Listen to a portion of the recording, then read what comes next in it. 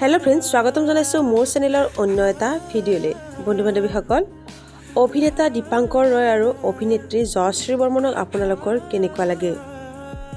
বৰ্তমান সময়ত ছ'চিয়েল মিডিয়াত ভাইৰেল হৈ পৰিছে দীপাংকৰ ৰয় আৰু অভিনেত্ৰী জয়শ্ৰী বৰ্মনৰ আঙুঠি পিন্ধোৱাৰ কিছু সুন্দৰ মুহূৰ্ত।